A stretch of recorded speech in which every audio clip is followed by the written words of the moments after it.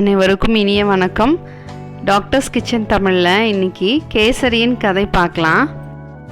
கதை எப்படி நான் தனியாக சொல்கிறது, அதனால் இன்றைக்கி கதை கேட்குறதுக்கும் கதை சொல்கிறதுக்கும் என் கூட என் ஹஸ்பண்ட் இருக்காங்க. வணக்கம் நண்பர்களே. கேசரிக்கு ஒரு கதையா? இன்ட்ரெஸ்டிங்காக இருக்குமா? சரி சொல்லு கேட்போம். கேசரி கலரியாச்சு, ரெடி ஆயிடுச்சு, சாப்பிட்லாம். அதை விட்டுட்டு கதை சொல்லிகிட்டு இருக்கேன்னு நினைக்காதீங்க. இந்த கதை நம்ம எல்லாருக்குமே ரொம்ப ரொம்ப முக்கியமான கதை. ஃபஸ்ட்டு கேசரின்னு எதுக்கு பேர் வச்சுருக்காங்க இந்த ஸ்வீட்டுக்கு தெரியுமா? சொல்லுங்கள். செய்கிற சாப்பாடு எப்பயுமே ஓகே சரின்னு சொல்லிட்டு சாப்பிட்றோன்றது தான் ஓகே சரின்னு வச்சுருப்பாங்க நினைக்கிறேன். அது இப்போ பிற்காலத்தில் கேசரியாக மாறிச்சோ. கேசரிக்கு இப்படி ஒரு விளக்கம் யாராலையும் கொடுத்துருக்க முடியாதுப்பா. நீங்கள் சொல்கிறது கரெக்டாக தப்பாங்கிறத அப்புறம் பார்த்துக்கலாம். ஆக்சுவலாக கேசரின்னு ஏன் பேர் வச்சாங்கன்னா, கேசர் அப்படின்ற வார்த்தை குங்குமப்பூவை குறிக்குது. இந்த குங்குமப்பூவை யூஸ் பண்ண ஸ்வீட்டு தான் கேசரி. அந்த காலத்தில் மகாராஜாக்களோட விருந்தில் இது முக்கியமான ஒரு ஸ்வீட்டாக இருந்துதான். குங்குமப்பூ வச்சு பண்ணாங்களா? அப்போ ரொம்ப காஸ்ட்லியான டிஷ்ஷாக தான் இருந்திருக்கும் போல இருக்கு. கரெக்டு. இப்போ ஒரு டம்ளர் ரவா வச்சு கேசரி செய்கிறோம்னா அதுக்கு 1 கிராம் குங்குமப்பூவோட விலை 300 ரூபாய் ஆகும். அந்த காஸ்ட்டை குறைக்கிறதுக்கு கம்மி பண்ண வந்த பொருள் தான் கேசரி கலர். இப்போ நம்ம குங்குமப்பூவோட பெனிஃபிட்ஸையும் பார்ப்போம். இந்த கலரன்ஸ் ஃபுட் கலர்ஸோட கெடுதல்களையும் பார்க்கலாம்.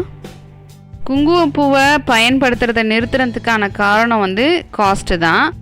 அதுக்கு மாற்றாக வந்த ஃபுட் கலர்ஸ் நம்ம உயிருக்கே உலை வைக்குதுங்க. குங்குமப்பூ காஸ்ட்லி, ஃபுட் கலர் கெடுதல். இப்போ ஆனால் கேசரி சாப்பிடணும், என்ன பண்ணலாம்? அதுக்கான ஹெல்த்தி ஆல்டர்னேட் தான் நம்மளோட ரெசிபி கேரட் கேசரி. ஆப்ஷனாக இருக்கே. ஓ சூப்பர் சூப்பர்.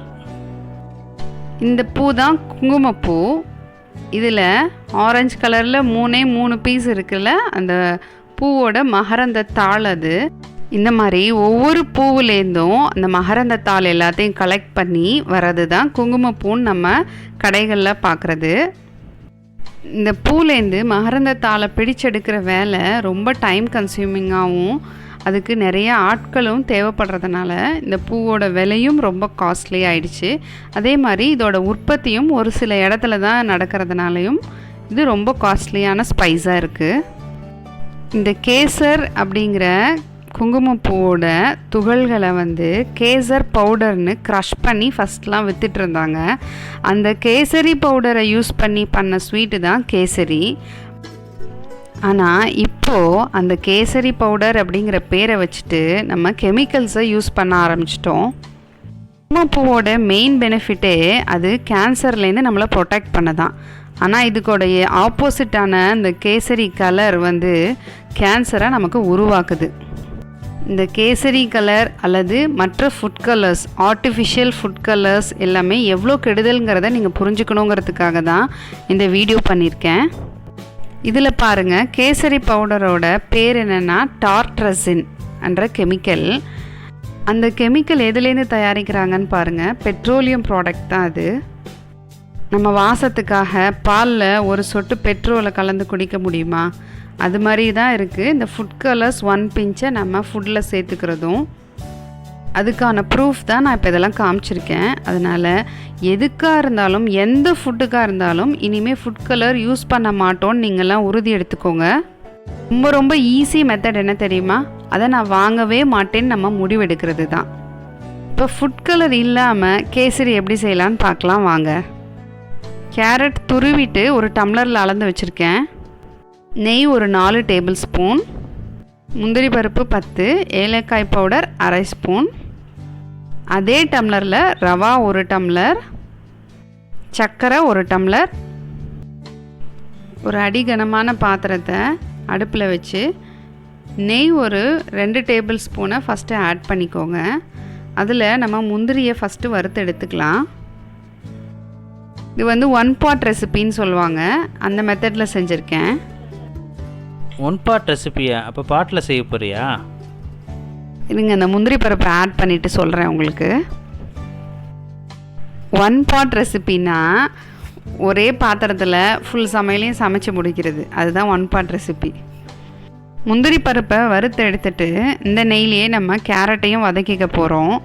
கேரட்டை இந்த வதக்கிற ஸ்டெப்பை மட்டும் மிஸ் பண்ணிடாதீங்க, இல்லைன்னா அந்த கேரட் ஸ்மெல் இருக்கும். இந்த கேப்பில் கேரட்ஸோட பெனிஃபிட்ஸ் பற்றி கொஞ்சம் சொல்லிக்கிறேன்.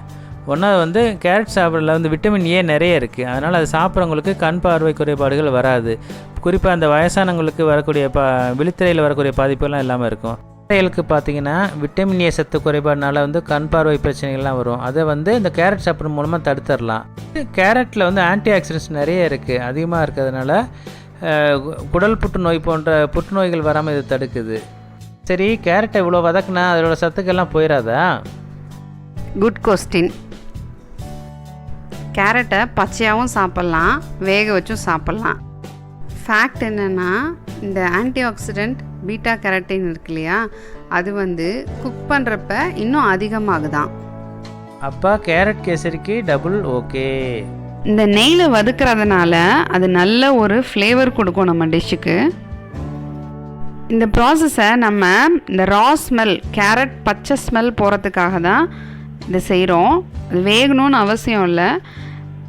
இந்த கேரட் கரிஞ்சிடாமல் லோ ஃப்ளேமில் வச்சு வதக்கிக்கோங்க. ஒரு 5 நிமிஷத்தில் ரெடி ஆகிடும். இப்போ வதங்கிடுச்சு. இதை நான் மிக்ஸி ஜாரில் மாற்றிடுறேன்.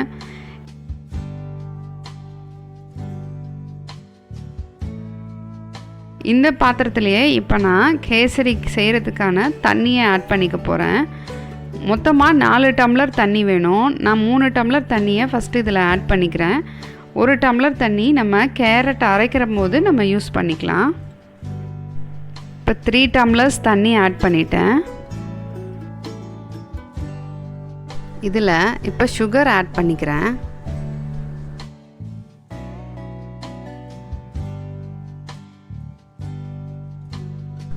அடுத்து ஏலக்காய் தூள் சேர்க்குறேன்.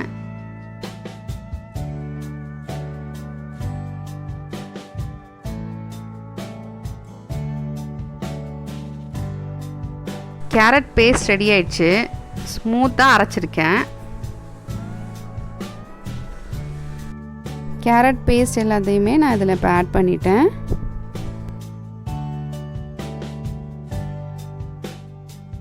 இது மூணும் இப்போ நல்லா கலந்து கொதிச்சு வரணும். இப்போ கொதிச்சு வந்துடுச்சு. நம்ம ரவாவை இப்போ ஆட் பண்ணிக்கலாம். அதுக்கு அடுப்பை சிம் பண்ணிவிட்டு ஒரே இடத்துல கொட்டாமல் சுற்றி வர கொட்டி விட்டு கிளற வேண்டியதான். நான் இதில் வறுத்த ரவா தான் யூஸ் பண்ணியிருக்கேன். ஒரு குக்கிங் டிப்ஸ் சொல்கிறேன். நம்ம கடையிலேருந்து ரவா வாங்கிட்டு வந்தோடனே அதை ட்ரை ரோஸ்ட்டாக அடிகனமான பாத்திரத்தில் வறுத்து அதை ஒரு கண்டெய்னரில் ஸ்டோர் பண்ணிக்கணும்.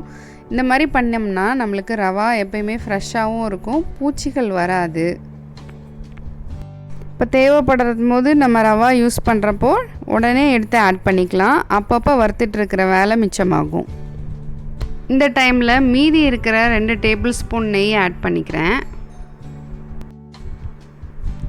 கொஞ்சம் டேஸ்ட் செக் பண்ணுறதுக்காக எடுத்துக்கிறேன்.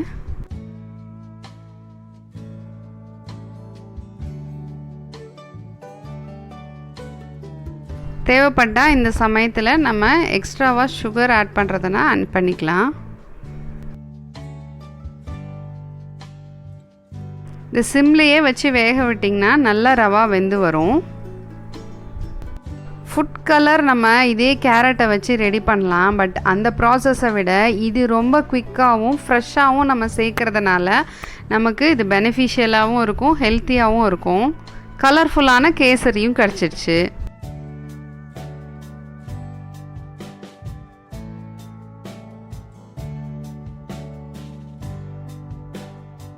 நான் அளவாக தான் நெய் சேர்த்துருக்கேன். உங்களுக்கு தேவைன்னா இன்னும் கொஞ்சம் கூட நெய் ஆட் பண்ணிக்கலாம்.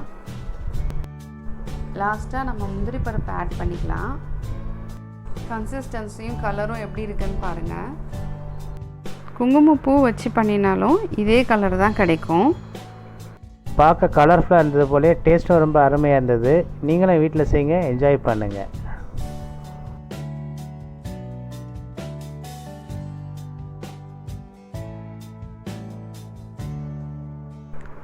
கேரட் கலரோட நீங்கள் கம்பேர் பண்ணிக்கிறதுக்காக தான் கேரட் வச்சு டெக்கரேட் பண்ணியிருக்கேன். கண்டிப்பாக இதை ட்ரை பண்ணி பார்த்துட்டு எப்படி இருந்ததுன்னு எனக்கு கமெண்ட்ஸில் சொல்லுங்கள். டேக் ஹோம் மெசேஜ்: ஃபுட் கலர்ஸை எந்த வகையிலையும் ஃபுட்டில் யூஸ் பண்ணாதீங்க.